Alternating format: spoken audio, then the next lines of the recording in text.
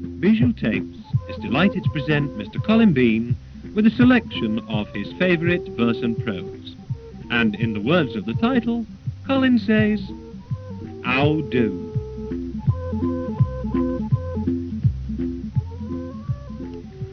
"How do?" I said to this old chap. "How do?" he said, and he raised his cap. Now who thou art, I've not a clue, but on he rode up. "How do?" "How do?" again, I said up road to a rag-bone man sat on his load. "Wilt stop a while 'fore climbing up, brew? At least but say, how do?" "How do?" he said, "I'm fain for to see thee.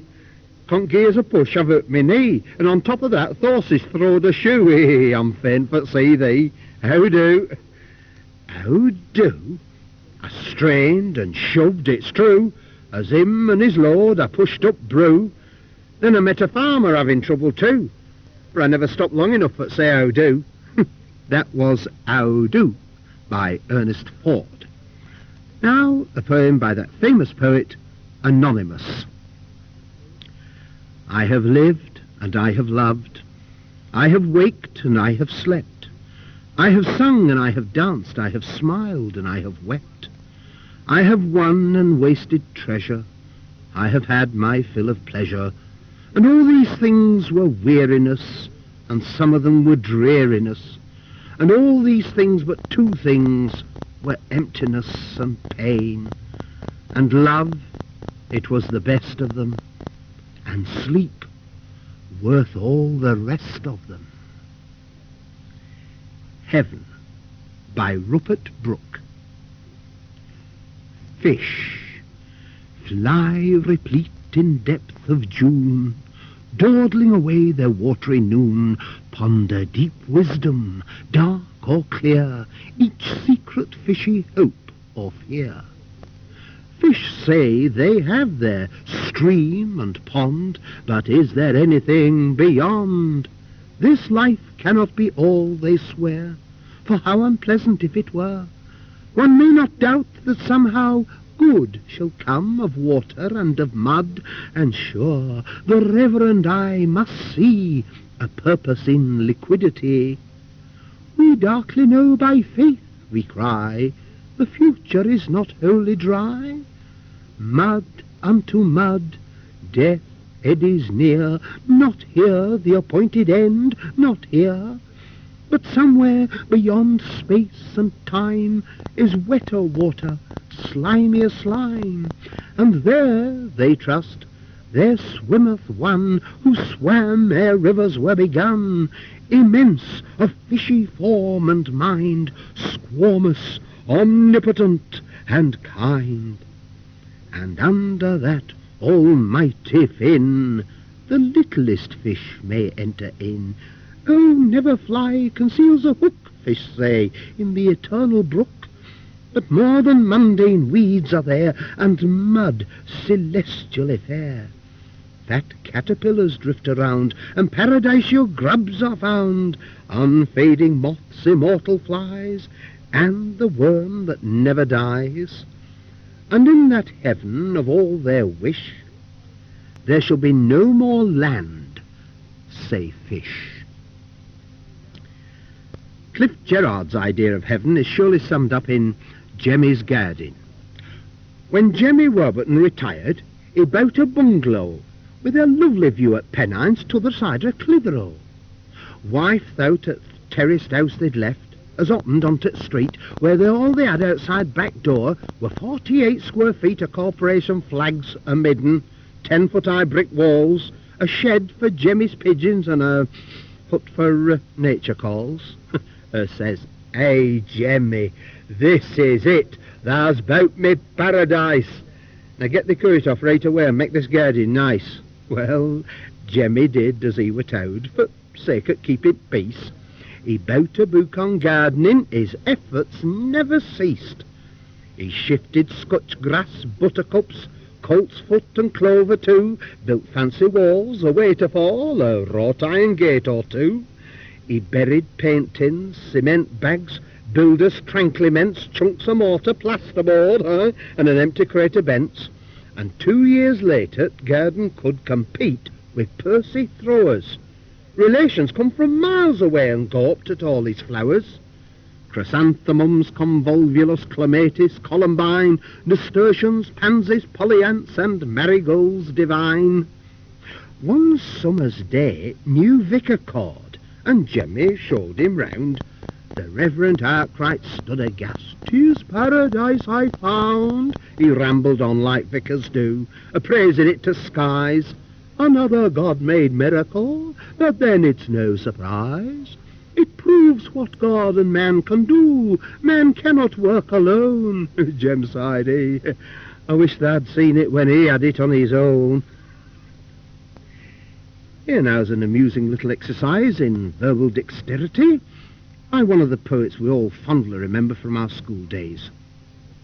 From the pen of Mr. Walter de la Mare, here we go, Off the Ground. 3 jolly farmers once bet a pound, each danced the other would off the ground. Out of their coats they slipped right soon, and neat and nice and put each his shoon. 1, 2, 3, and away they go, not too fast and not too slow. Out of the elm tree's noonday shadow, into the sun and across the meadow. Past the schoolroom with knees well bent, fingers a-clicking, they dancing went. Upsides and over, round and round, they crossed click-cackling the parish bound. By Tuppence Meadow they did their mile, tee-too-tum on a 3-barred style, then straight through Whipham, downhill to Week, footing it lightsome but not too quick. Up fields to watch it and on through Wye, till 7 fine churches they'd seen slip by. 7 fine churches and 5 old mills, farms in the valley and sheep on the hills. Old Man's Acre, Dead Man's Pool, all left behind as they danced through wool, and wool gone by like tops that seem to spin in sleep. They danced in a dream. Withy, well over Wassop, whoa, like an old clock their heels did go. A league and a league and a league they went, not one weary, not one spent, and lo and behold, past Willowcombe Lee, stretched with its waters the great green sea. Says Farmer Bates, "Oi, puffs and blows, what's under the water? Why, no man knows." Says Farmer Giles, "My wind comes weak, and a good man's drowned that's hard to seek." But Farmer Turvey, on twirling toes, ups with his gaiters and in he goes, down where the mermaids pluck and play on the twangling harps in a sea-green day, down where the mermaids trimmed and fair sleek with their combs their yellow hair.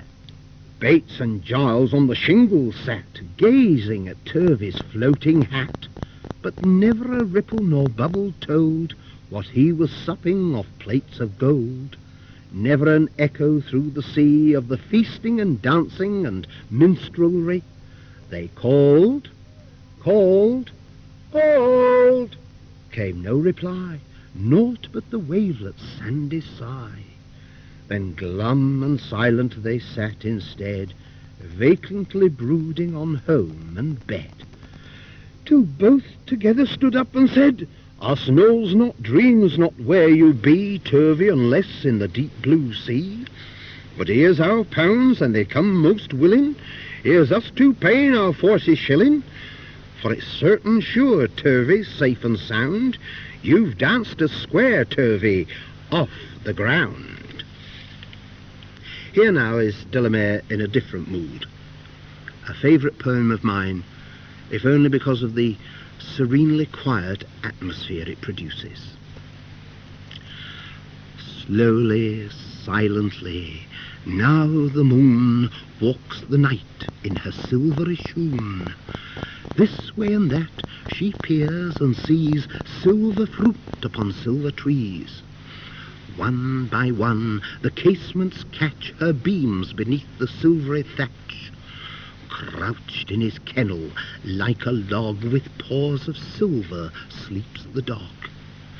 From their shadowy coat the white breasts peep of doves in a silver-feathered sleep. A harvest mouse goes scampering by with silver claws and silver eye, and moveless fish in the water gleam by silver reeds in a silver stream. 'Twas an evening in November, as I very well remember. I was strolling down the street in drunken pride, but my knees were all a-flutter, so I landed in the gutter, and a pig come up and lay down by my side.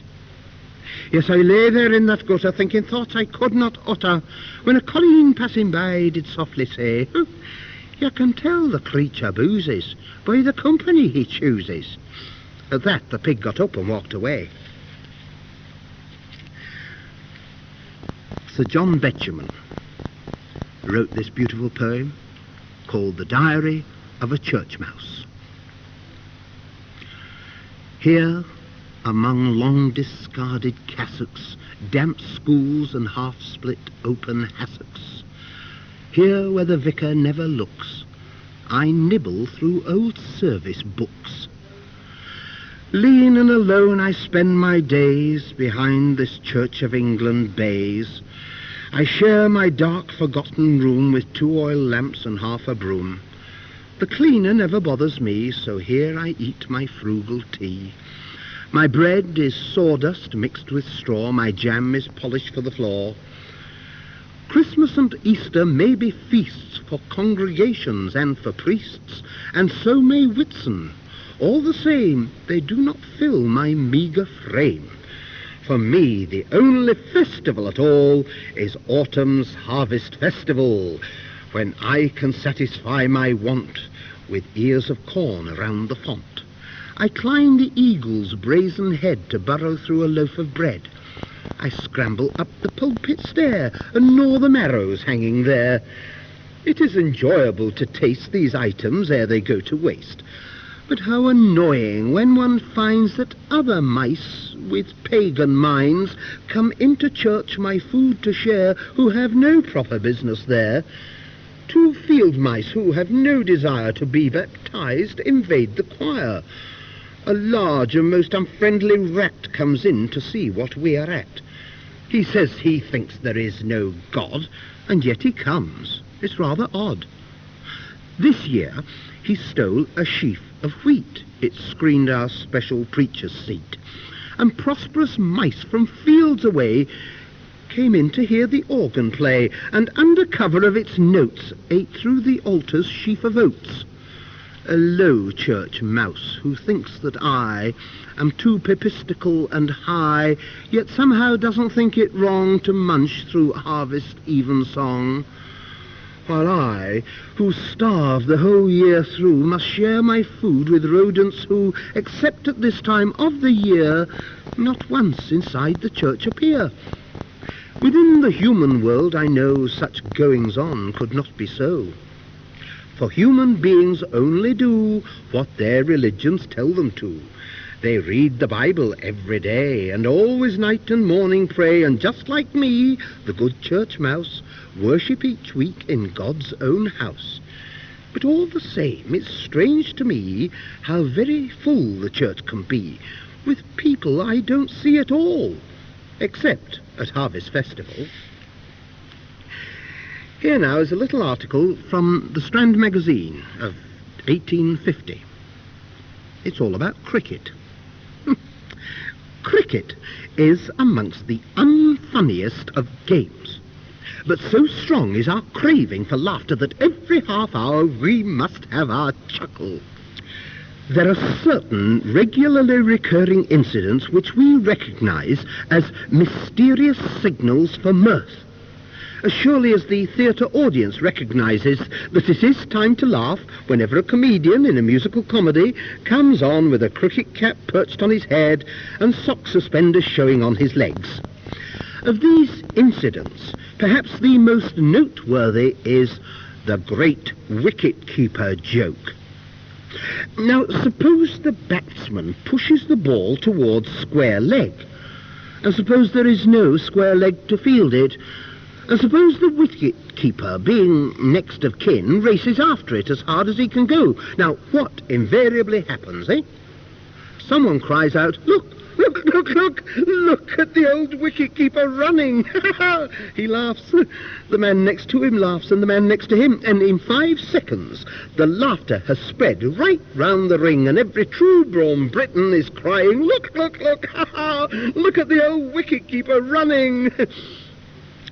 Why is it so screamingly funny that a wicket-keeper should run? Is it because he wears pads? Hardly, for so do the batsmen.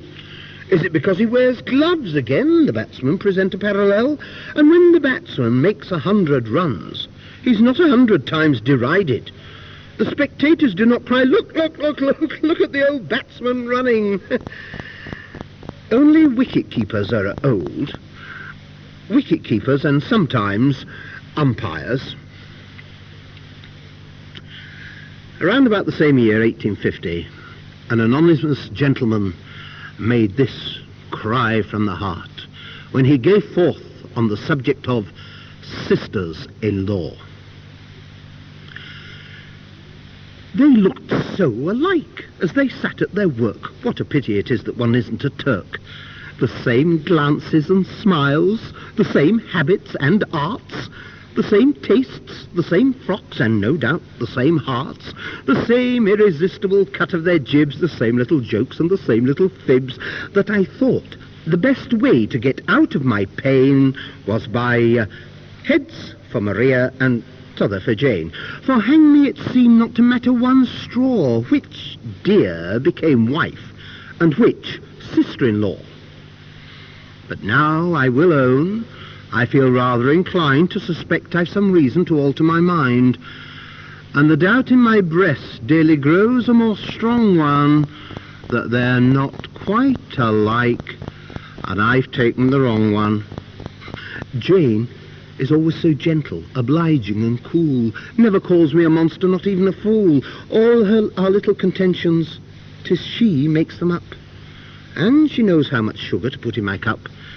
Yes, sometimes I have wished, heaven forgive me the flaw, that my very dear wife was my sister-in-law. Oh, your sister-in-law is a dangerous thing, and hurtful comparisons, alas, she will bring. Wife, curl-papered, slip-shod, unwashed and undressed, as she, ringleted, booted, and dressed in her best. Wife, sulky or storming or preaching or prating, she merrily singing or laughing, not grating, then the innocent freedom her friendship allows to the happy halfway between mother and spouse. In short, if the Dale needs a cat's paw, he can't find one more sure than a sister-in-law. That no good upon earth can be had undiluted is a maxim experience has seldom refuted, and preachers and poets have proved it is so with an abundance of sayings, more or less apropos. Every light has its shade, every rose has its thorn, the cup has its headache, the poppy the corn, there's a fly in the ointment, a spot on the sun. In short, they've used all illustrations but one, and left it to me, the most striking to draw. Gents, wife or no wife, get a good sister-in-law. Next we have The Engagement by Greatrix Newman. He gave her a ring, his heart it beat fast, and the blood madly surged to his brain. She smiled as she murmured that they were engaged, and asked him to soon call again. He called again later and asked if affairs were the same as when he called first. She told him they still were engaged, and so he hung up the receiver and cursed. And the horrific saga of the castaway. He grabbed me round my slender neck. I could not shout or scream. He carried me into his room where we could not be seen. He tore away my flimsy wrap and gazed upon my form. I was so cold and still and damp, whilst he was wet and warm.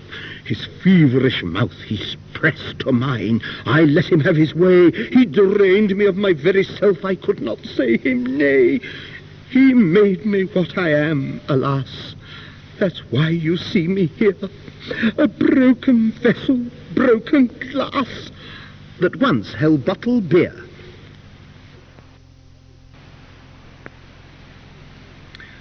For many people, memories of childhood include the delightful nonsense of Mr. Edward Lear. First of all, let's recall the ever-popular The Owl and the Pussycat. The owl and the pussycat went to sea in a beautiful pea-green boat. They took some honey and plenty of money wrapped up in a 5-pound note. The owl looked up to the skies above and sang to a small guitar, Oh, lovely pussy, oh, pussy, my love, what a beautiful pussy you are, you are, you are. What a beautiful pussy you are. Pussy said to the owl, you elegant fowl, how charmingly sweet you sing. Oh, let us be married, too long we have tarried, but what shall we do for a ring? They sailed away for a year and a day to the land where the bong tree grows, and there in a wood a piggy withstood, with a ring at the end of his nose, his nose, with a ring at the end of his nose.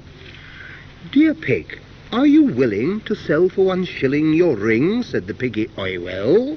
So they took it away and were married next day by the turkey who lives on the hill. They dined on mince and slices of quince, which they ate with a runcible spoon, and hand in hand on the edge of the sand they danced by the light of the moon, the moon, the moon. They danced by the light of the moon.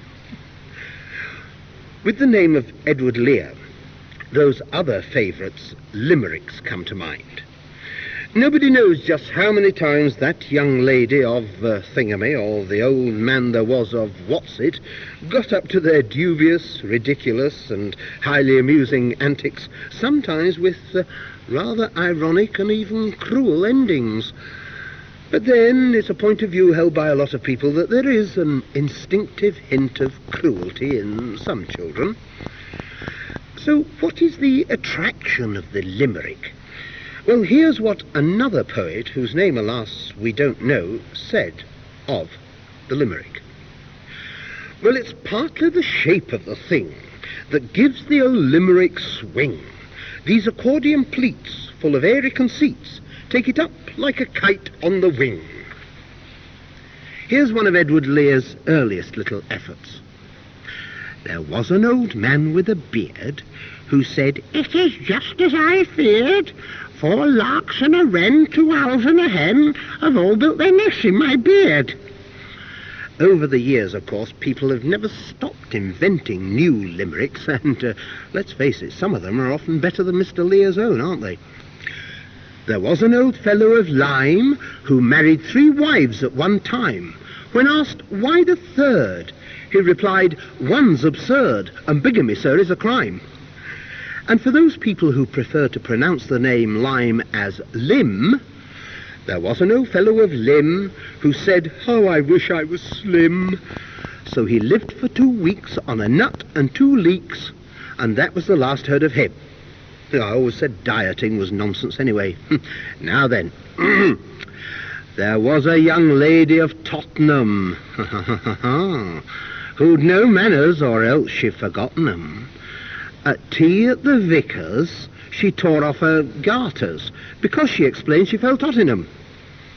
Even funerals don't escape the limerick treatment. A silly young fellow named Hyde in a funeral procession was spied.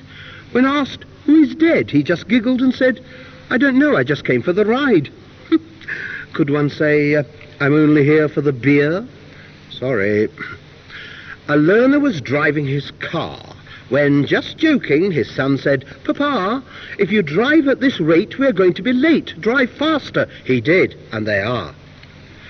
And there was a fair maid of Ostend who thought she'd hold out to the end, but half the way over, twixt Calais and Dover, she did what she didn't intend.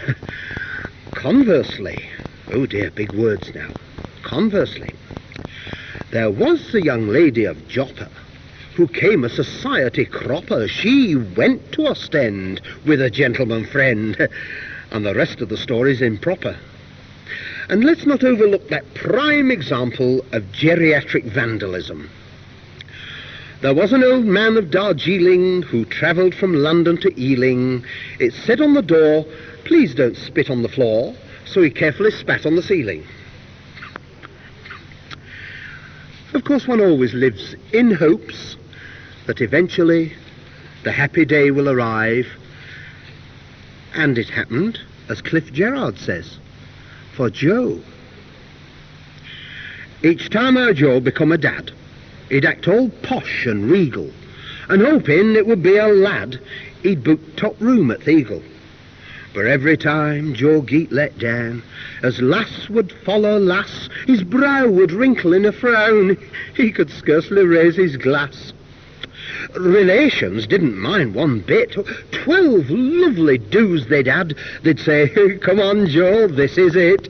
A pound says it's a lad." And then, when he were 48, a lad! Our Joe went daft. Top room at Theagle groaned with weight. They supped, they skriked, they laughed. "Who does he favour, Joe?" asked one. "You a Jack, you a Jem, a Grace." Joe grinned. "To tell the truth, I'd love." And they looked at his face. So while we're in the North Country, let's have a quick look at an inscription that was found on a Lancashire gravestone. "As you pass by, just think of me, for as you are, I used to be, and as I am, one day you'll be, so prepare yourself to follow me." Being Lancashire, of course, the chance was too great to miss, and somebody had chalked underneath, "To follow you I'm not content, for I don't know which way you went." John Galsworthy wrote a play called The Silver Box. In it, a character called Jones recounts what he can at the end of a day out. It was a bank holiday. I'd had a drop to drink. I sees this young Mr. Barthwick trying to find the keyhole on the wrong side of the door. Well, I helped him find it. Drunk as a lord he was. He goes on and he comes back and he says, "I've got nothing for you," he says, "but come in and have a drink." So I went in, just as you might have done yourself. We had a drink, just as you might have had, and young Mr. Barthwick, he says to me, "Take a drink and a smoke, take anything you like," he says. Then he went to sleep on the sofa. I had some more whiskey, and I had a smoke, and I had some more whiskey, and I can't tell you what happened after that. Which brings me logically to these couple of traditional Cockney rhymes. An epitaph on a Marf. What a Marf he got. Oh, Marf. When he was a kid, good Lord Lovell, his poor old mother used to feed him with a shovel. What a gap he got, poor chap. Never been known to laugh, because if he did, it's a penny to a quid, he'd have split his face in half. Now, prepare to weep. A mother was bathing her baby one night, the youngest of 10 and a tiny young mite. The mother was poor and the baby was thin, only a skeleton covered in skin. The mother turned round for the soap off the rack. She was but a moment, but when she turned back the baby was gone, and in anguish she cried, "Oh, where is my baby?" And the angels replied, "Your baby has fell down the plug-o. Your baby has gone down the plug. The poor little thing was so skinny and thin, he ought to have been bathed in a jug. Your baby is perfectly happy. He won't need no bath any more. Your baby has fell down the plug-o. Not lost, it's just gone before." A great favourite of mine at school was by John Masefield. It was called Cargoes. Quinquereme of Nineveh from distant Ophir, rowing home to haven in sunny Palestine, with a cargo of ivory and apes and peacocks, sandalwood, cedarwood, and sweet white wine. Stately Spanish galleon coming from the isthmus, dipping through the tropics by the palm-green shores, with a cargo of diamonds, emeralds, amethysts, topazes and cinnamon and gold moidores. Dirty British coaster with a salt cake smokestack, butting through the channel in the mad March days, with a cargo of tyne coal, road rails, pig lead, firewood, ironware and cheap tin trays. How I've loved that poem down the years. But as well as moments of happiness in life, we have moments of some sadness, which is no bad thing. The contrast gives colour to life.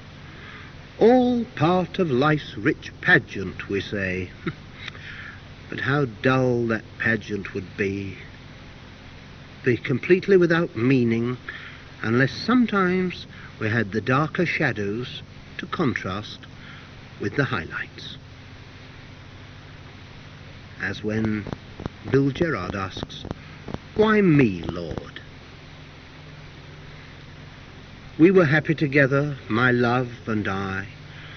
Our world was all summer, blue velvet sky. Now from the depths of my sorrow I cry, "Why me, Lord? Why me?" Were there not others, Lord, older, in pain, praying for death, praying in vain? My tears flow unheeded where my love is lain. Why me, Lord? Why me? My sorrow is great, Lord, too great to bear. I look for my love, but my love is not there. I find no joy, Lord, no solace in prayer. Why me, Lord? Why me? The years that we had, Lord, they seemed all too short. The love that we both knew so dearly was bought. In faith and in service, 'twas your face I sought. Why me, Lord? Why me? Did I not serve you in word and in song, praising your goodness for all the day long? Tell me, Lord, tell me, what did I do wrong? Why me, Lord? Why me? You doubt me, child, my word and my will, yet those who reject me I will pardon still. My son offered love, their answer was kill. Why him, child? Why him? You speak of loss, child. Are you angry with me? Have you forgotten now Calvary's tree? From sin and its bondage his death set you free. Why him, child? Why him? I did not reach out, child, your loved one to take, merely to hurt you, to bring you heartache. The humblest of sparrows I never forsake. Why you, child? Why you? Believe in me always that I do answer prayer, and when your call comes, yes, I will be there. My son is here with me, a home to prepare for you, child, for you.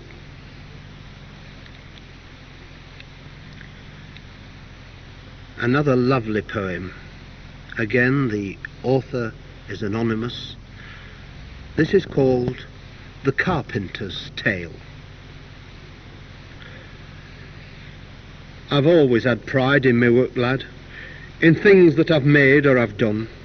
I was a young shaver like you, lad, if I trust you will pardon the pun.